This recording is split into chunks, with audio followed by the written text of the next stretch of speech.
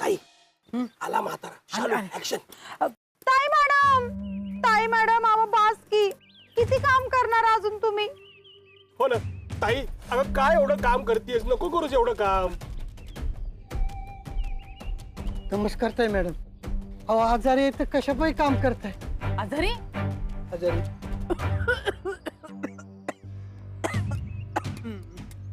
काय करणार, आजारी पडले तरी चेअरमन सोनबाईंचा हुकूम आहे, काम करायला पाहिजे. हे हातात काय? शिरा आणलाय ताई मॅडम साठी. जखमेवर मीठ चोळताय का माझ्या? अहो नाही होत तसं नाही. अहो नाही काय सुरेशराव, तुमच्या मुलीच्या सुमनच्या डोक्यात हवा गेली आहे चेअरमन पदाची. मी इथली चेअरमन आहे, तुम्ही काय बोलायचं नाही. मला माझा हुकूम चालतो इथे, असं म्हणली ताई मॅडमला चक्क ती सगळ्या कारखान्यासमोर. आणि त्या दिवशीपासून ताई मॅडमने हातचं काम सोडलेलं नाही हो. आजारी पडल्यात ताई मॅडम, बघा बघा आजारी पडल्यात. आणि तुम्ही चक्क शिरा घेऊन आलाय तोंडगोड करायला. नाही जी मामासाहेब, अहो आजारपणात तोंडाची चव जाते ना म्हणून आणला. अहो अख्ख्या कारखान्यात देखत चव घालवली ताई मॅडमची अपमान करून सुमननी, तुमच्या मुलीनी. आता तुमचा विश्वास नसेल आमच्यावर तर विचारा कोणालाही. अहो नाही नाही तसं नाही, वाटलं तर मी माफी मागतो. हा माफ करून टाकायला सुमीला. अहो सुमन माफी मागायला पाहिजे, पण ती गेली कारखान्यावर चेअरमन बाई पदाच्या तोऱ्यात. हो ना, अहो कामगारांपेक्षा वाईट वागवलं हो आम्हाला. बरं आता समर म्हणतोय तिला ताईची माफी मागून टाक, तर नाही तुमची चेअरमन मॅडम तयार नाहीत माफी मागायला.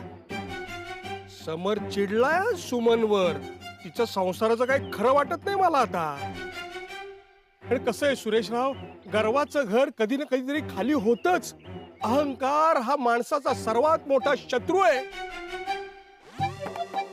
नाही नाही अहो असं बोल नका मामासाहेब, माझ्या लेकीचा संसार महत्वाचा आहे. हे बाकी खरंय हा. सुमन समरच्या मनातून उतरायला नको, याच 4 ठिकाणी बबरा नको व्हायला याचा. काही झालं तरी सून आहे माझी. माझ्या सुनेला कुणी असं लोकांनी नावं ठेवलेली मला नाही चालणार हो. लोकांचं काय, आई बापानं हेच संस्कार दिले का असं बी म्हणतात लोक.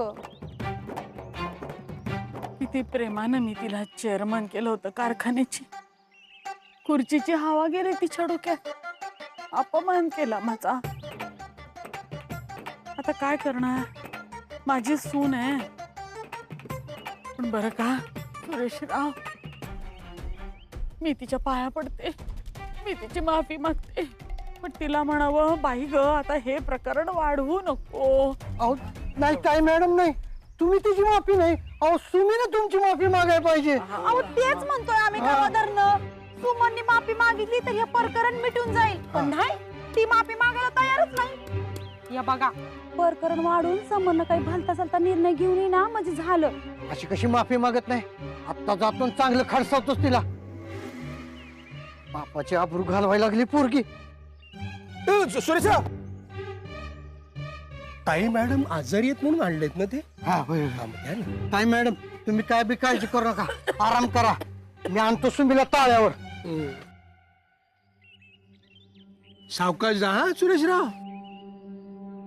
गेले गेले गेले गेले गेले माहिती पडते. ताई फेकून देते कचऱ्यात. वाटलंच होतं मला. मला देतो शिरा, खाते का? आणि हे बघ, किचन मध्ये माझ्यासाठी व्हेज सूप करायला सांग.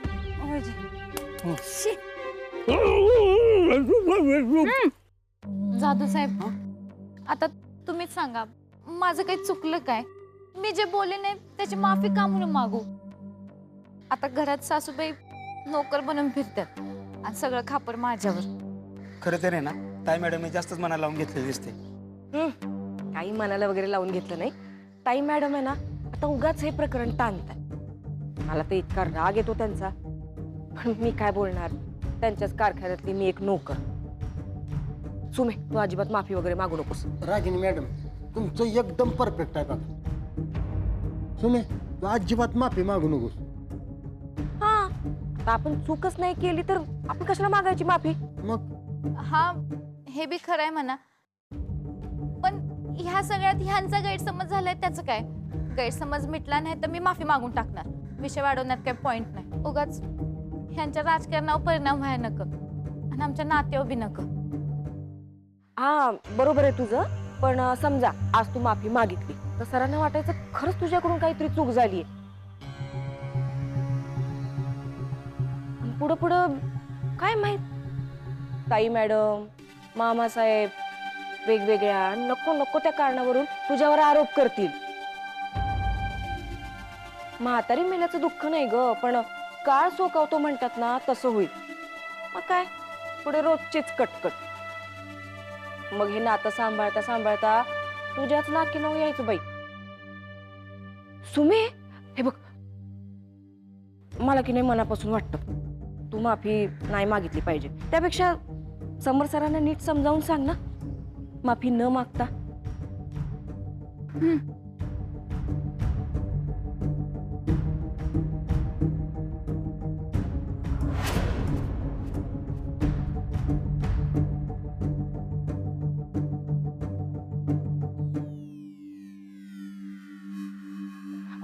काय झालं ग? हे हे फोन बी उचलना झाल्यात माझा. आता कसं समजवणार? सुमे, घरी गेल्यानंतर निवांतपणे समजाव. ऐकतील ते. तात्या, सुरेश, डबा घेऊन यायला उशीर केला आज तू. पोरीचे पराक्रम ऐकण्यात आणि बघण्यात जरा वेळ झाला. चेअरमन झाल्यापासून जास्त शहाणी झाली ना ती. तात्या, सुमे, तुला लाज नाही वाटली सासूचा अपमान करताना? हा, चेअरमन झालीस म्हणून लय शहाणी झालीस का? माणसानं आपल्या अवकातीत राहावं. काय बी झालं ना तरी पहिली सून आहेस तू त्या घरची, हे ध्यानात ठेव. आणि आजच्या आज माफी मागायची ताई मॅडमची. तात्या, माझी काही चूक झाली नाही, तुम्ही का माफी मागू? सुमे, आजच्या आज माफी मागायची ताई मॅडमची, नाहीतर काय? नाहीतर सुरेश, अरे सुमीची काय चूक नाही तर तिला का म्हणून तू माफी मागायची? तुझ्यामुळं सुमीच्या डोक्यात घुळ घुसलंय. आजारपणा तिने केलंय तुझ्यामुळं. कळलं का? अरे तुझ्यामुळे सुमीच्या अरे सुरेश, काय लावला येडापणा? येडापणा मी नाही केला, या बापण्यानं केलाय. तात्या, तात्या काय राक्षस शिरलाय का तुमच्या अंगात? आता जर परत बाबाला हात लावला तर कारखान्यात बाहेर काढायला सांगेन. राक्षस म्हणतीस मला? राक्षस? हा, हाकलून द्यायचं म्हणतीस? सुमे, काय चाललंय तुझ्या डोक्यात ते कळतंय मला. आजच्या आज माफी मागायची ताई मॅडमची.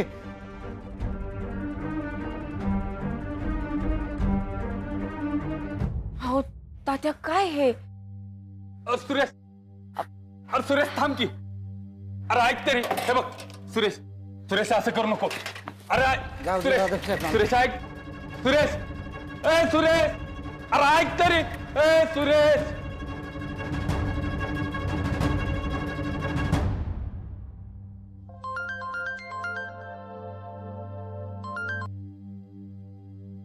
बोल.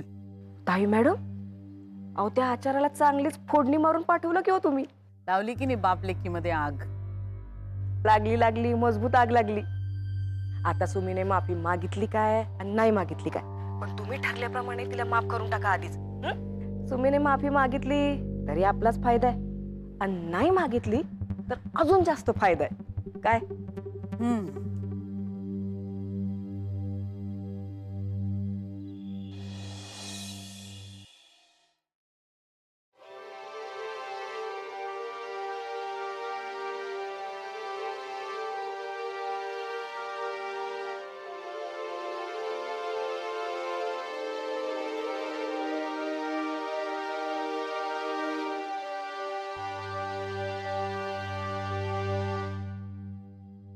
समर,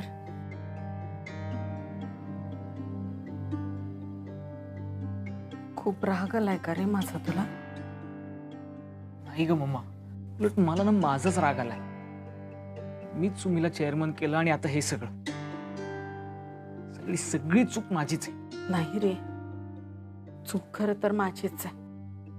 सुमनचं नाव मी जाहीर केलं होतं ना. आता असं वाटतं की मी उगाच ताणून धरलं. पण त्याला एक कारण आहे रे. म्हणजे माझ्या प्राणापेक्षा प्रिय आहे मला माझा मान. सुमननं नेमकं तिथेच ठेच पोचवली. म्हणजे आतापर्यंत माझा एवढा अपमान कधी झाला नाही, म्हणून मला वाईट वाटलं हे खरं आहे. पण तुला असं उदास बघितलं ना की काळजाला पीळ पडतो रे माझ्या. अरे तू आणि तुझं राजकारण हे माझ्यासाठी सगळ्यात जास्त महत्वाचं आहे. तुझ्यासाठी मी माझा हट्ट मागे घेते. तुझ्यासमोर कसला आलाय रे मान आणि अपमान. मी माफ करून टाकलं सुमनला. तूही माफ कर ना. हे बघ,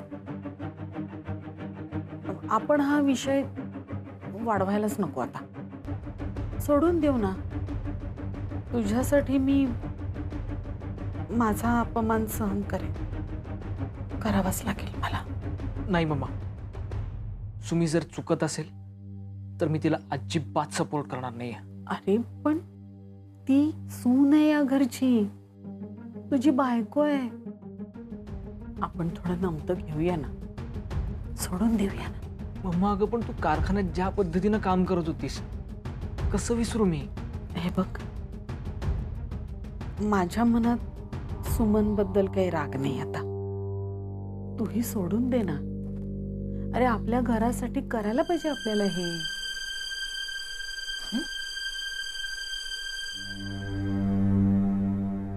सासूबाई, तुमचा जो काय राग असेल ते तुम्ही माझ्यावर काढा, पण माझ्या विरोधात बबनला आणि तात्यांना वापरायचं बंद करा. मी काय बोलले आता? सासूबाई अहो, आज तुमच्यामुळं बबन तात्यांचा मार खाल्लाय. काय बोलवलं तुम्ही त्यांना? सुमे, बस कर आता, बस कर. नाही समर, बोलू देत तिला. काय घरातल्या घरात गैरसमज चांगले नाहीतच, ते वेळीच बोलून मिटवले पाहिजे. अगं सुमन, तुझे तात्या तुझ्या चुकांची माफी मागायला आले होते माझ्याकडे. मी त्यांना सांगितलं की काही काळजी करू नका, माफी मागायची काही गरज नाही असं मी सांगितलं त्यांना. मग मला तुमची माफी माग असं का म्हणत होतं? अगं खरं तात्यांनाही कळते तुझी चूक येते. सुमन, हे बघ बाई, तुला माफी मागायची नसेल तर नको मागूस, पण अशी चिडू नकोस ग बाळा. अगं मी खरंच तुझ्या तात्यांना काहीच बोलले नाही, आणि तुला जर वाटत असेल ना की मी बोलले तर सॉरी, मला माफ कर. मम्मा अगं, सुमीनं तुला सॉरी म्हणायला पाहिजे. तू कशाला माफी मागतेस याची? मी सांगितलं ना, घरातल्या घरात गैरसमज चांगले नाहीत, ते वेळीच बोलून मिटवले पाहिजे. सासूबाई, गैरसमज माझा नाही तुमचा झालाय. सुमे, आता एक शब्द जरी उलटून बोललीस ना तर बघ, आणि यापुढे माझ्या मम्माचा अपमान केलास ते याद राख. बाहेर हो. बाहेर हो!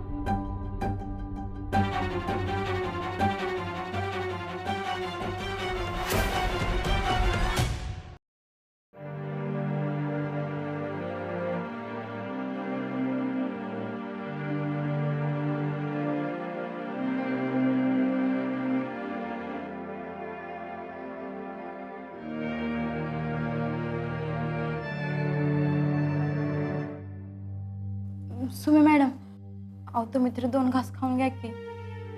आज कुणीच नाही जेवलं घरात. का असं सगळं व्हायला लागले आपल्या घरात?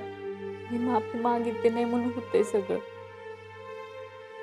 सासूबाईंनी किरकोळ गोष्ट मनाला लावून घेतल्या बघा.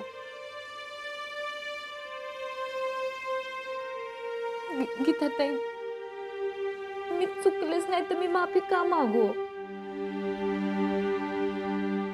ह्यांच्या मनात गैरसमज झालाय हेच माझ्या मनाला लय लागलंय बघा.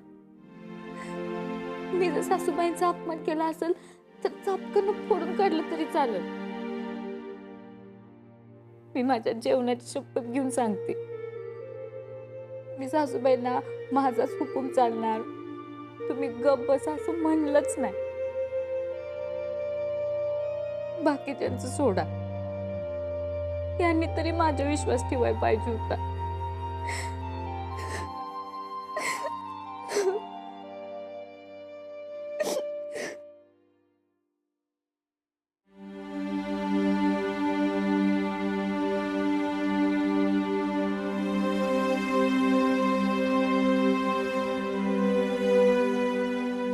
समर, अरे समर, कशाला उगाच भांडण वाढवतोयस? मला वाटतं तुम्ही मनमोकळेपणानं बोला. अरे असं भांडण करून कसं चालेल? मला सांग, सुमी वाईट आहे असं खरंच वाटतं का तुला? डॅडी, सुमी चांगलीच आहे हो. आणि तिचा खरेपणा, तिचा साधेपणा, तिचा चांगुलपणा मला कायमच आवडत आलाय. आणि माझा तिच्यावर पूर्ण विश्वास आहे. आणि आता तर मम्मानं तिला मोठ्या मनानं माफ सुद्धा केलं. मम्मा सॉरी म्हटली तिला. पण सुमी सॉरी म्हणायचं तर लांबच, उलटून बोलतेय ती आता मम्माला. तरी सुमी ना फार इगोइस्टिक झाली हल्ली. कारखान्याच्या चेअरमन पदाची हवा तिच्या डोक्यात गेली. सगळे खोटे आणि मी एकटी कशी खरी असं हेकेखोरपणा करायला लागली ती आता. मला नाही, अजिबात आवडत नाही.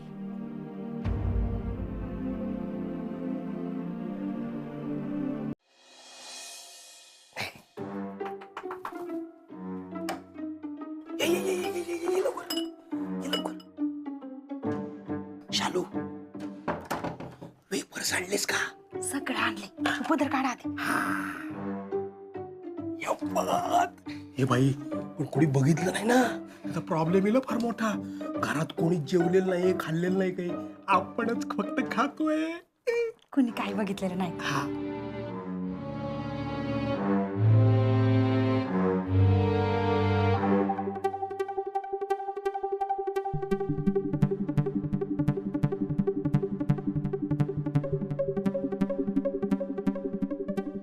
बघितलं शालू, माझी ताई कशी नक्षत्रासारखी दिसते. होय तर, एकदम रुबाबदार, खानदानी श्रीमंत. आता ती खानावळवाली आता कुठं ती आस्वगाळात बसली असेल, पडकं तोंड घेऊन तिचं. नाहीतर काय. ताई, मी खरं सांगू, आता जर मी दारू पित असतो ना तर अशी फुल टू प्यायली असती आणि अख्ख्या बंगल्यावर लोळलो असतो, गडाबडा गडाबडा. इतकं खुश झालोय मी.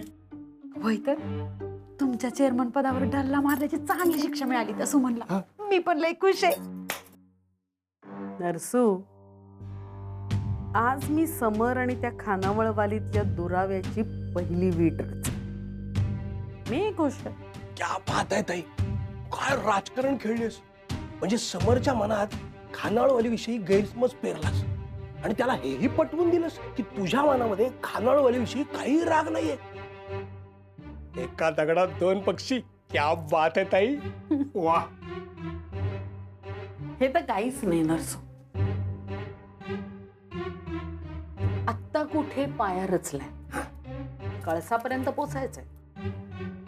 आता हाच गैरसमज असा छान फुलवत न्यायचा. मग त्या खानावळवालीला विचार करायला वेळच मिळणार नाही. मग कारखान्यातलंच एखादं प्रकरण तिच्या अंगलट आणायचं. मग समरचा तिच्यावरचा विश्वास पूर्णपणे ढासळेल. मग तो तिच्यावर भडकेल. मग खानावळवाली उदास होईल, आणखी चुका करेल. मग समर आणखीन भडकेल. मग ती आणखीन उदास होईल, आणखी चुका करेल. धक्के पे धक्का असं करत हळूहळू त्या दोघांमध्ये पूर्णपणे दुरावा निर्माण करायचा. क्या बात आहे ताई, तू तो फुल पंचवार्षिक प्लॅनिंगच केलंस की. पंचवार्षिक हात पुढे कर, हात पुढे कर. एवढी वर्ष वाट बघणार नाहीये मी. मला लवकरात लवकर त्या खानावळवालीचा काटा काढायचा. तू निघणार ना ताई, तू काय काळजी करू नकोस. अगं तुझ्या राजकारणापुढं ती खानावळवाली म्हणजे केस झाडकी पत्ती आहे. ताई पण तुला सांगू का ताई, या सगळ्यामध्ये ना माझ्या जबाबदार माणसाचा बळी गेला ग, बबनचा. त्या आचार्याने फार मारलं म्हणे बबनला. नरसू, राजकारणात जर प्रगती करायची असेल ना तर हे बबनसारखे असे छोटे मोठे बळी द्यावेच. राजकारणातला नियम क्रमांक 7. राजकारणातला नियम नंबर 7. Yes, correct. असो पण चीअर्स.